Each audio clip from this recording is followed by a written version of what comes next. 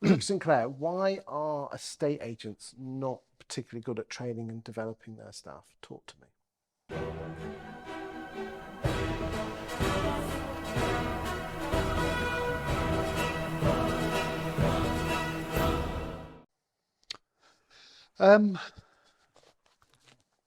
I think from my perspective, it was a historic culture thing. Is that in the old Knightsbridge days, so this was pre-2015, we hardly had any training courses. We never went on any training. I think the highlight was that we went on a National Association trip to London on how to deal with difficult customers. That was one of their training courses, and it's understanding the benefit. And then you look at that Richard Branson quote is that, well, what if we train them and they leave? Or what if you train them and they stay? Kind of thing, whichever way around it is. So, and it's the benefits that it brings for, again, enrichment in your colleagues. They don't want to stay static. They want to grow. They don't want to just rot away in their office chair. And you want to be a better version tomorrow than what you were today. Do you think it's an advantage that you went up through the ranks and didn't like be a branch manager for a corporate who brought you a countrywide training manual from 2008? Yeah, I think so. Because it shocks me that I challenge anyone watching this, if you can name more than 10 independent estate agency trainers, you're doing well. I think if you can get onto second hand, you're doing well. Yeah. When you consider that there's over 13 and 14,000 independent companies, not talking about branches here, companies, that's not a lot, is it? No. And again, it's that whole success leaves clues. And this is only the same as we're equivalent to footballers. So footballers practice every day and their time to shine is 90 minutes a week. But our time to shine is potentially 8 hours a day, 5-6 days a week, and we can't invest a day's training even once a year. A lot of the time, in a lot of businesses. But I think you retain staff. I mean, as you found out, we've invested in our own training and development learning centre. So it's literally, we just have it for company meetings. We have it for training. You look at the likes of the Australians, a lot of the high performers will have a coach. So they have a coach that they are accountable to once a week. Again, the successful agents around here, look at location. They have the likes of Ian White that go in. They've had Josh Fegan go in to their business.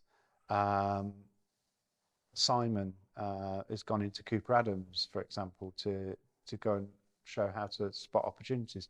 Stephen Brown and turning data into gold, and all of that training about how to get those 1%ers. Again, the Sky cycling team went from 0 to hero just by looking at all these 1%ers. Get something picked up randomly for us was on a podcast. I think it was John McGrath. He said, how open-minded would you be to saving money on your mortgage? Instantly, we'll put that into the office. So that's the question that they ask everyone now for mortgage referrals, rather than, most negs don't really want to sell a mortgage, do they? Because they see it as a bit of a dirty word. But how open-minded would you be, Chris, to saving money on your mortgage? Who's not open-minded? Who doesn't want to save money now? So instantly, it took the pressure away from them. Just by listening to, so you haven't even got to go and pay for some of this training. It's available there on podcasts. $1 Million Agent once a week. Yes, it's Australian, but you can relate. Eight out of 10 things. Kerfuffle, they do various training bits. Yeah, they have their academy, don't they? They've got their academy. There's Tom Panos puts various bits on and snippets on. You've done various videos on how to attract landlords and sellers and all of those kind of things, and how to do a market update video. But how many market update videos get done? Not many, consistently. That's the key. So really what you're saying is you don't even have to put your hand in the pocket. All the information's out there. You've just got to want to do it. What if there's a neg watching this whose boss doesn't do that? Are they personally responsible to teach themselves? If they want to get on and improve, absolutely. And it doesn't need to cost them a lot. Just a bit of their time. But if that person then wants to progress and either expand their earning potential, want to be in a better place, have dreams of running their own or owning their own agency or whatever, then it's all going to help. And it doesn't have to be agency. So some of mine were from listening to audiobooks. Richard Branson. Well, you said in the previous video that even in your early 20s, you were listening to these books. Richard Branson, Duncan Bannatyne, all of those kind of books. Yes, Duncan Bannatyne's was from 2009, so it's 14 years old.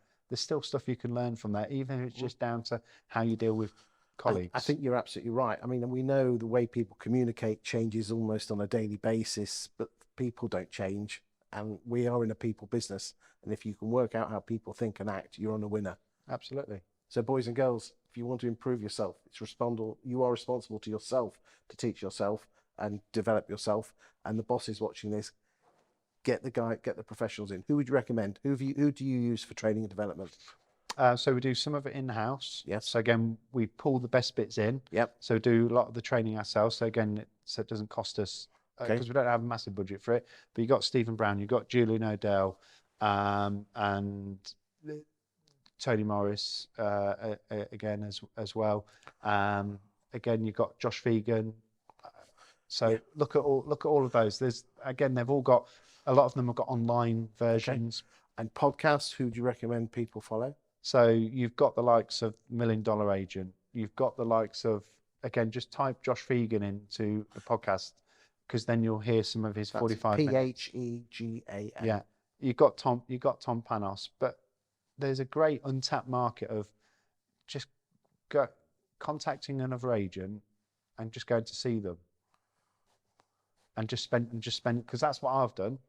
So yes. I spent some time with location. I emailed Spencer and said, can I come down and see Paramount? Yes, you can. And you can do that because we have the Facebook groups. You can build relationships up, and people love their opinion to be asked. I have this thing called Google. You can type it into who owns Paramount Properties, Spencer Lawrence, and then. Because I know you accept people from other agencies into your branch, don't you? Yeah, and other agents of the other side of the world. When we've been to San Francisco for NAR, agents open their doors. Australia, they open their doors. In fact, they absolutely love it. They think it's great. That someone wants to come in and it's like, well, over here it's like, well, don't want to give away the closely guarded secrets. Well, there isn't any massively closely guarded secrets. Just doing the basics well. Yeah. You just need to know what the basics are and be consistent with them. That's it.